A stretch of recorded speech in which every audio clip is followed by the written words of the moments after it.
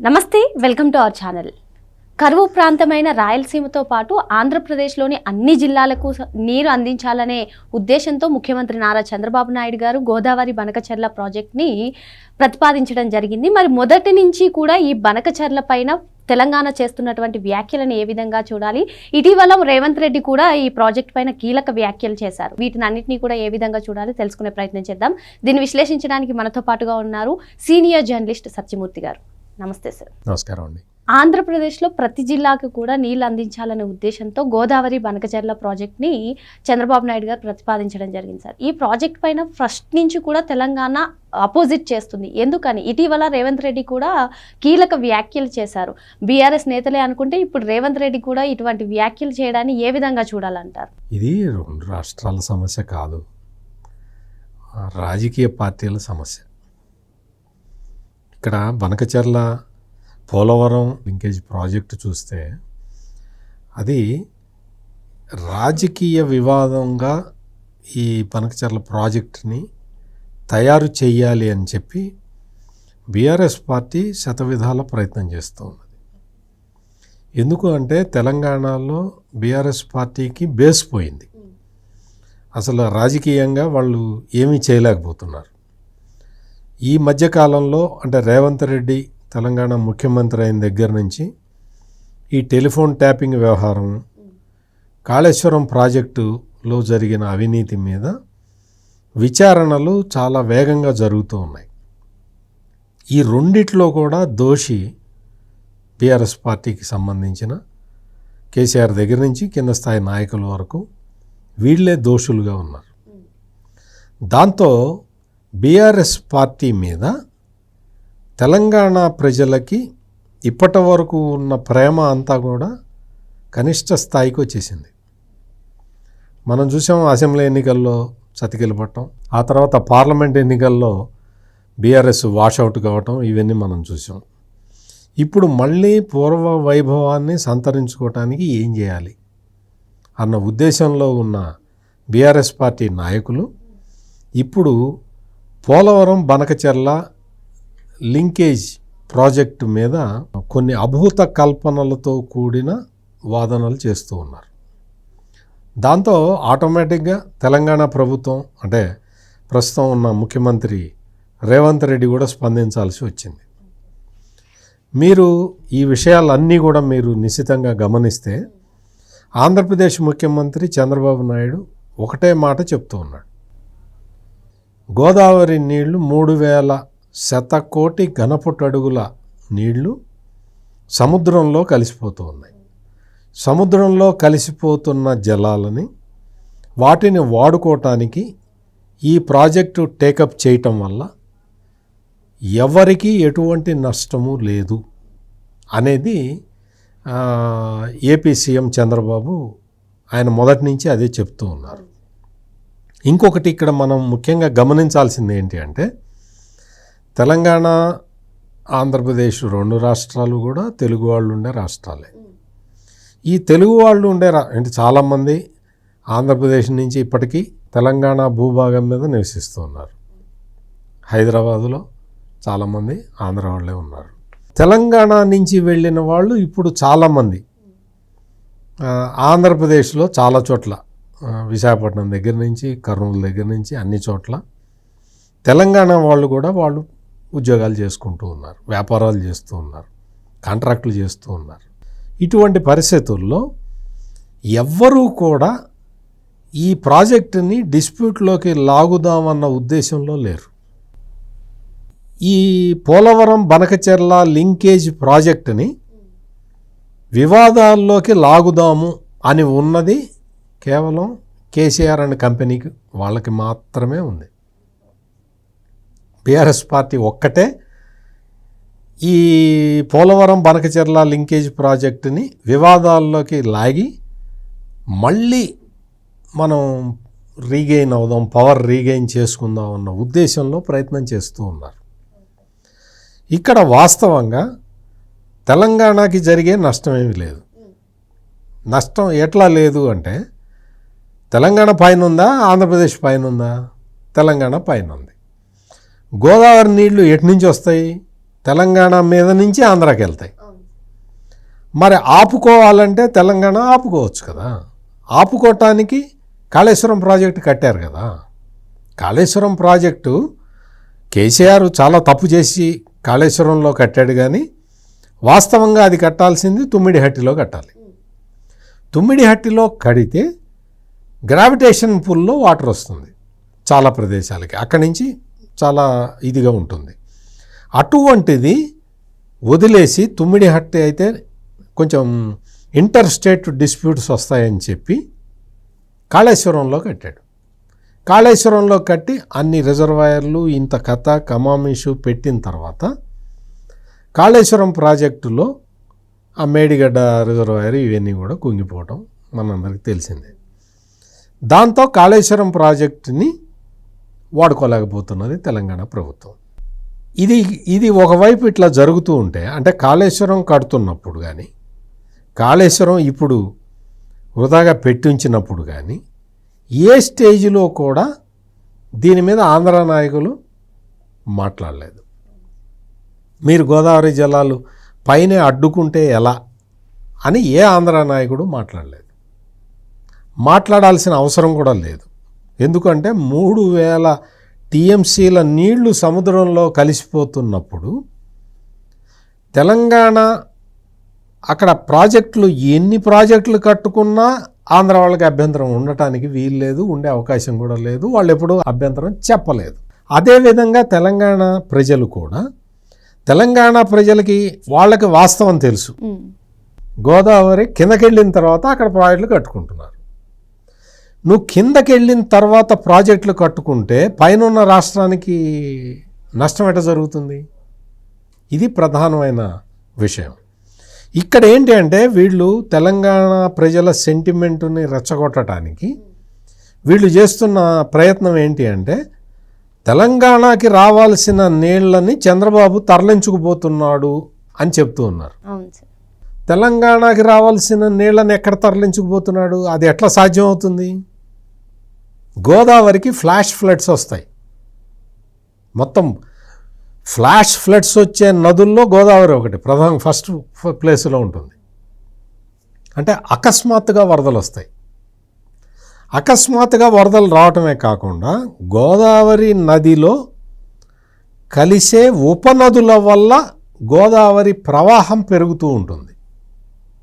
ఆ ఉపనదులన్నీ గోదావరి పుట్టిన దగ్గరే వచ్చి కలవల, ఒక్కొక్క ప్లేస్లో ఒక్కొక్కటి కలుస్తూ వచ్చింది. ఈ ఉపనదులు తెలంగాణ చివరి భాగంలో 2 ఉపనదులు వచ్చి కలవటం వల్ల గోదావరికి ప్రవాహం పెరుగుతుంది. గోదావరికి ప్రవాహం పెరిగిన తర్వాత వచ్చేది ఇంకా ఆంధ్రప్రదేశే. అంటే మీరు చాలా స్పష్టంగా అర్థం చేసుకోండి. ఈ ఉపనదులు అన్నీ కూడా గోదావరి ముందరే కలిసి, అంటే తెలంగాణ భూభాగంలోకి గోదావరి ఎంటర్గా అయ్యే టైంలోనే ఈ ఉపనదులు కలిసి అక్కడే అఖండ గోదావరి ఉంటే అప్పుడు ఏదైనా ఆలోచించవచ్చు. గోదావరిలో కలిసే ఉపనదులు తెలంగాణ భూభాగం తర్వాత కలిసే ఉపనదుల వల్ల గోదావరికి ప్రవాహం పెరుగుతుంది. నువ్వు తమ్మిడిహట్టి నుంచి కాళేశ్వరంలో ఎందుకు కట్టావు? కేసీఆర్ తీసుకొచ్చి కాళేశ్వరం ప్రాజెక్టుని తమ్మిడిహట్టి నుంచి కాళేశ్వరం దగ్గర ఎందుకు కట్టాడు? సమాధానం చెప్పాలి. తమ్మిడిహట్టి దగ్గర కాకుండా కాళేశ్వరం దగ్గరకు వచ్చేసరికి 2 ఉపనదులు కలుస్తాయి. నువ్వు ఉపనదులు కలుస్తాయి కాబట్టి నీకు ఇక్కడ గోదావరికి ప్రవాహం పెరుగుతుంది కాబట్టి నువ్వు అక్కడ కాళేశ్వరం ప్రాజెక్టు కడుతున్నానని నువ్వు చెప్పావు. అదేవిధంగా తెలంగాణ భూభాగం చివరిలో గోదావరి నదిలో 2 ఉపనదులు కలిస్తే నెక్స్ట్ ఉండేది ఆంధ్ర భూభాగమే. అక్కడికి నీళ్లు వెళ్ళిపోతూ ఉంటాయి. తెలంగాణకి అవి వెనక్కి తిరిగి రావు కదా. మరి కేసీఆర్కి అబ్జెక్షన్ ఏంటి? ఈ బనకచెర్ల లింకేజ్ ప్రాజెక్టుకి కేసీఆర్ అభ్యంతరం చెప్పాల్సిన అవసరం ఏంటి? కృష్ణానదిలాగా నీకు ఒకటే రివర్ వస్తూ ఉంటే ఆ రివర్ని ఎక్కువ ట్యాప్ చేస్తే, కర్ణాటక ఆల్మట్టి కట్టినప్పుడు కూడా అప్పట్లో ముఖ్యమంత్రిగా చంద్రబాబు నాయుడు ఉండి పెద్ద గొడవ చేశారు. ఆల్మట్టి ప్రాజెక్టు మీద పెద్ద గొడవ చేశారు. నువ్వు కర్ణాటక అంటే పైన అప్పర్ రైపేరియన్ స్టేటు ఆల్మట్టి ప్రాజెక్టు కడితే మాకు అన్యాయం జరుగుతుందని చెప్పి ఉమ్మడి ఆంధ్రప్రదేశ్ అప్పుడు ఉద్యమం చేసింది. అయినా సరే ఆల్మట్టి కట్టేశారు. అంటే ఎందుకు చెప్తున్నానంటే ఇప్పుడు గోదావరి మీద కూడా బాబ్లీ ప్రాజెక్ట్ అని ఉంది. ఆ బాబ్లీ ప్రాజెక్టు మహారాష్ట్ర కడుతూ ఉంటే ఉమ్మడి ఆంధ్రప్రదేశ్లో ప్రతిపక్ష నాయకుడిగా అప్పుడు చంద్రబాబు నాయుడు ఉండి ఆయన బాబ్లీ ప్రాజెక్టుకు వ్యతిరేకంగా ధర్నా చేసి మహారాష్ట్ర మీద కొట్లాడి అరెస్ట్ అయ్యి అంత గొడవ జరిగింది. అంటే పై రాష్ట్రం కడుతూ ఉంటే కింది రాష్ట్రం గొడవ చేయడం సహజం. ఇప్పుడు కింది రాష్ట్రం కడుతూ ఉంటే పై రాష్ట్రం యాజిటేషన్ చేస్తానని చెప్తున్నది. ఇది రాజకీయంగా ఇంకేంటి? నీకు గోదావరి అఖండ గోదావరిగా మారిన తర్వాత మీకు ఈ పోలవరం ప్రాజెక్టు కట్టుకుంటున్నారు. పోలవరం ప్రాజెక్టు కొంత ముంపు ఉన్నాయి, ముంపు మండలాలు ఉన్నాయి, వాటి మీద కొంత వివాదం ఉంది. అవన్నీ తీసి ఆంధ్రాలో కలిపి ఫస్ట్ దాన్ని గజెట్ నోటిఫికేషన్ ఇచ్చేశారు. ఇవన్నీ జరిగిన తర్వాత పోలవరానికి వచ్చే ఫ్లడ్ వాటర్ని డైవర్ట్ చేసుకొని కృష్ణా నదిలో కృష్ణా బేసిన్లో దాన్ని వాడుకుందామని చెప్పి ప్రపోజల్ పెట్టారు. కింది రాష్ట్రం ప్రపోజల్ పెట్టింది, చేస్తున్నప్పుడు నీకు కృష్ణా రివర్ని అంటే కృష్ణా నదిలో నదీ జలాలని ఇక ఆంధ్రప్రదేశ్ తగ్గించి వాడుకోవటానికి అవకాశం ఉంటుంది. కదా. ఆ మేరకు తెలంగాణకు ఉపయోగం ఉంటుంది కదా. అంటే గోదావరి నీళ్ళని కృష్ణా నది ఆ బేసిన్లో ఎత్తిపోయటం వల్ల కృష్ణా రివర్ వాటర్ని ఎక్కువ వాడుకోవటం. ఉదాహరణకి రాయలసీమ ప్రాంతానికి గోదావరి జలాలు వెళ్ళిపోతే కృష్ణా జలాలని కొంచెం తక్కువ ఇప్పుడు వాడుకున్నంత కూడా వాడుకోరు కదా. అది తెలంగాణకే బెనిఫిట్ కదా. దయచేసి రెండు తెలుగు రాష్ట్రాలు కూడా ఈ విధంగా ఆలోచించాలి. ఏం చెప్తున్నారు అంటే పోలవరం కాలువ నుంచి తీసుకొచ్చి నాగార్జున సాగర్ దగ్గర ఎత్తిపోసి ఆ వాటర్ కూడా వాడుకుంటున్నారన్న ఒక తప్పుడు ప్రచారం చేస్తున్నారు. నీళ్లు ఇక్కడ లేకపోతే కదా తెచ్చి ఇక్కడ తెచ్చిపోసేది. ఇక్కడ నీళ్లుంటే అక్కడి నుంచి తెచ్చి ఇక్కడికి ఎందుకు పోస్తారు? ఇక్కడ నీళ్లు లేవు కాబట్టి తెచ్చి పోసుకొని ఆ కాలువల ద్వారా తెప్పించుకుంటున్నారు. ఇది గమనించాలి. అందువల్ల ఇది ఒక రాజకీయపరమైన అంశంగా మార్చటానికి ప్రయత్నం చేస్తూ ఉన్నారు. తెలంగాణలో ఉన్న బీఆర్ఎస్ పార్టీ నాయకులు రెండు తెలుగు రాష్ట్రాలు ఇప్పటికీ కలిసే ఉన్నాయి. అంటే కలిసి ఉండటం అంటే ఆంధ్ర వాళ్ళందరూ హైదరాబాద్లో ఉంటున్నారు, తెలంగాణ వాళ్ళు ఆంధ్రాలో చాలా చోట్ల ఉద్యోగాలు చేస్తూ ఉన్నారు. అందువల్ల ప్రజల మధ్య లేని విభేదాలని ఈ రాజకీయ నాయకులు సృష్టిస్తూ ఉన్నారు. ఇక్కడ తెలంగాణ ప్రజలకు బెనిఫిట్ ఉన్నా సరే కేసుల గురించి అంటే మీరు చెప్పినట్టుగా టెలిఫోన్ కేసు కానివ్వండి, లేదంటే కాళేశ్వరం ప్రాజెక్ట్ కేసు కానివ్వండి, మధ్యలో కవిత సంచలన నిర్ణయాలు కానివ్వండి, వీటన్నిటి గురించి ఇటువంటి బనకచెర్ల ప్రాజెక్ట్ని తెర మీదకి తీసుకురావడాన్ని ఏ విధంగా చూడాలంటారు? ఇది పొలిటికల్ దానికి సంబంధించి నిన్న చంద్రబాబు నాయుడు చెప్పిన పాయింట్ కూడా అదే. నువ్వు కాళేశ్వరం కట్టుకుంటే నేను ఎప్పుడన్నా అబ్జెక్షన్ చెప్పానా? చెప్పలేదు కదా. నువ్వు కాళేశ్వరం ప్రాజెక్టు కట్టుకుంటూ ఉంటే నేను ఇంకా ఎంకరేజ్ చేశా. ఎందుకు? రెండు రాష్ట్రాలు, రెండు తెలుగు రాష్ట్రాలు సుభిక్షంగా ఉండాలని నేను ఆలోచిస్తూ ఉంటే ఇప్పుడు నేనెక్కడో కిందెక్కడో కట్టుకుంటూ ఉంటే గోదావరిలో నీకెందుకు అభ్యంతరం అని చెప్పి ఆయన అడుగుతున్నాను. ఇది ప్రధానంగా ప్రజలందరూ కూడా ఆలోచించాలి. కేసీఆర్ నైజం ఎట్లా ఉంటుంది అంటే ఎలక్షన్ కరెక్ట్గా తెలంగాణ అసెంబ్లీ ఎన్నికలు జరుగుతున్న టైంలో ఆంధ్రప్రదేశ్కి అప్పుడు ముఖ్యమంత్రిగా ఉన్న జగన్మోహన్ రెడ్డి ఇక్కడ కేసీఆర్ కలిసి పెద్ద డ్రామా సృష్టించారు నాగార్జున సాగర్ మీద. ప్రజలు నమ్మలా, కేసీఆర్కి ఓట్లు వేయలే, కాంగ్రెస్కి ఓట్లు వేశారు. అంటే ఇప్పటికి కూడా ఈ బనకచెర్ల లింక్ ప్రాజెక్టు మీద బీఆర్ఎస్ ఇంత గొడవ చేస్తున్నది కదా. మరి ఇప్పటివరకు జగన్మోహన్ రెడ్డి ఒక్క మాట కూడా మాట్లాడలా. ఎందుకు మాట్లాడలా? బీఆర్ఎస్ అబ్జెక్షన్ చెప్తున్నది కదా, బనకచెర్ల లింక్ ప్రాజెక్టు ముందరికి వెళ్ళడానికి వీల్లేదని చెప్తున్నది కదా. మరి బీఆర్ఎస్ని జగన్మోహన్ రెడ్డి ఎందుకు కండెమ్ చేయటల్లా? కండెమ్ చేయాలి కదా. బీఆర్ఎస్ చెప్తున్న తప్పు అని చెప్పి జగన్మోహన్ రెడ్డి చెప్పాలి కదా. ఎందుకు చెప్పట్లా? అంటే జగన్మోహన్ రెడ్డి తన రాజకీయ గురువు అయిన కేసీఆర్ని కాపాడుకోవటానికి ఇంకా ప్రయత్నం చేస్తూనే ఉన్నాడు. జగన్మోహన్ రెడ్డి అసలు ఈ బనకచెర్ల లింక్ ప్రాజెక్టు మీద ఈ కేసీఆర్ అండ్ కంపెనీ, నేను కేసీఆర్ అండ్ కంపెనీనే అంట, నేను బీఆర్ఎస్ పార్టీ అని కూడా అనాల్సిన అవసరం లేదు. ఎందుకంటే ప్రస్తుతం జరుగుతున్న పరిణామాలు చూస్తుంటే అదే అనిపిస్తున్నది.